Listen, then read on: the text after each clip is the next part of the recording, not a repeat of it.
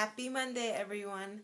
So, today I was really inspired by my Christian stalker. So, I made a video about this fellow a while ago, and things seemed really quiet. It seemed like he kind of left me alone, but then I realized no, he kept going. And the thing is that when he first reached out, he kept on wanting me to see this groundbreaking movie, this amazing movie, and for me, it was just kind of like, I just kept on ignoring it.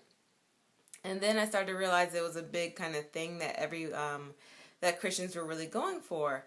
And it was the movie Heaven is for Real. And Heaven is for Real actually comes from a book. So last week, I went to the library just kind of on a fluke. I was kind of having a day where I decided to just kind of follow the wind. And I did, and I ended up in this library that I'd never been to, but it's really nice. And so I was looking in like the metaphysical, spiritual, religious section, as I always do, just to see what books that they randomly put in there.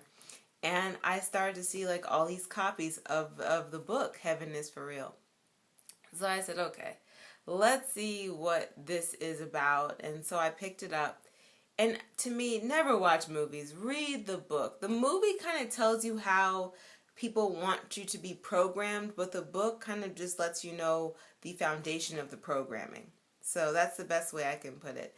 So I did. I sat there. It's a very easy read, not complicated in any way, shape, or form. And I went through the book. And I did not, close the book a believer of anything. I closed the book with an understanding of exactly what I have seen and what I've experienced, and that is this, that there are multiple realities. There isn't a singular one.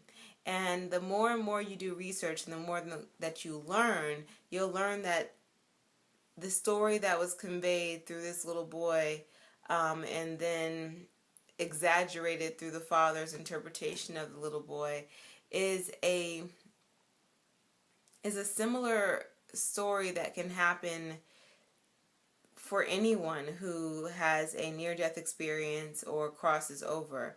This little boy was not special. He's just one person, and he's representing, and what he was reflecting was a reality that has been created, meaning there are many realities that have been created. So today the video is titled in a specific way, Heaven is not the final destination. And what we don't seem to understand, and what I've been trying to move forward in some of these videos, depending on the topic, is that word is form.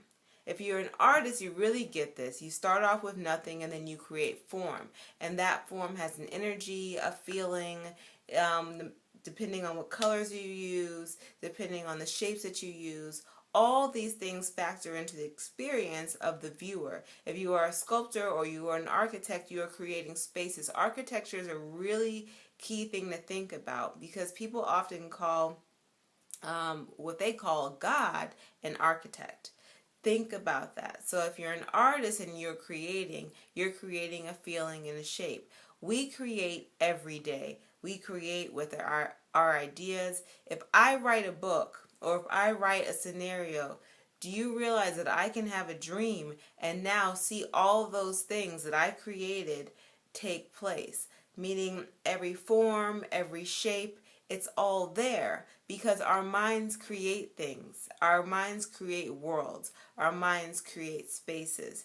And so it's not surprising that a little boy, based off of what has been created, could tap into a creation of this idea of heaven, okay?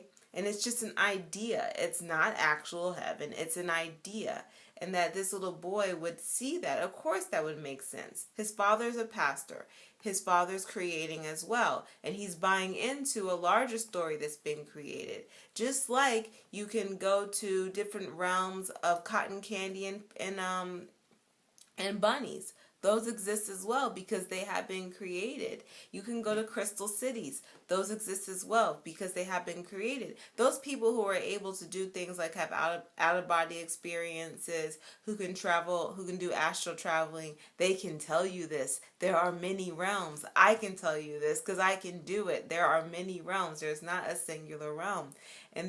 And so I'm glad that I actually picked up the book because I started to understand, wow, there's so many people who aren't aware of this knowledge. Therefore, when they hear it for the first time, they get very excited about it, but then they also get stuck.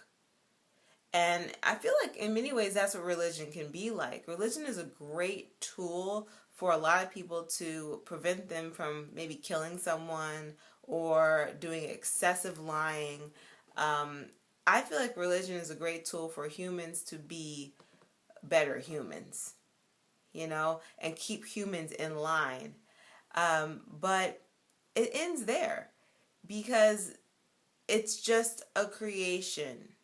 That's what it is. It's a little world that's been created, but it is not a final world. It's not a final destination. It is not the ultimate of anything. It's just a little world that's been created. And if you're able to see into different dimensions and different worlds, you'll realize, oh, there's so many like this. There is no, so in that sense, that heaven that was created is not a final destination. And here's my other point that I want to say. If you know the history of the Bible and you understand what's going on, I can tell you how that whole story fell apart for me. The moment I saw that they said that there was a white Jesus in heaven, I knew the story was a bunch of crap. And I will tell you that now. It fell apart for me. I was like, oh gosh. So this is white heaven then.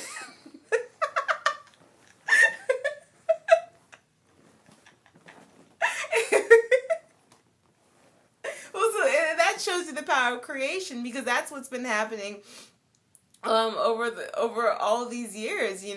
When you look at the Renaissance, and when the Renaissance happened, that's what started happening. He started to put this image of Jesus and all the people in the Bible as white because those are the people that started to go in the forefront.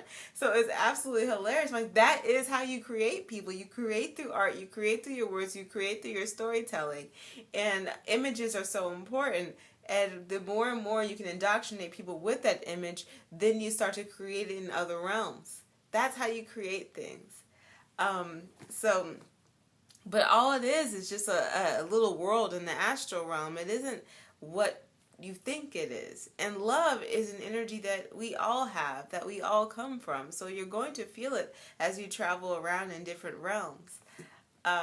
So anyway, I want people, that my main message is that that's not a final destination, and you should start thinking about that.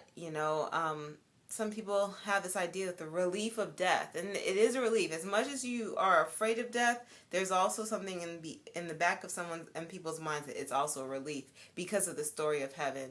And the thing is that life is everlasting and it continues to go on. And therefore, if it's going to continue to go on, there is no final destination. Think about that. You can have a nice little resting place, but there is no final destination. What does that even mean? One way that it helps me understand that is this. There are 1 billion galaxies, okay, that exist. Over 1 billion galaxies, right? I heard 100 billion galaxies, and we are in one galaxy. What's that about? Open up your mind. Think about those possibilities. Why Jesus can't be in all those galaxies. All right. Bye. KikiCeasy.com. Have a great week, and I hope this Monday has been happy, and I hope all your Mondays are happy.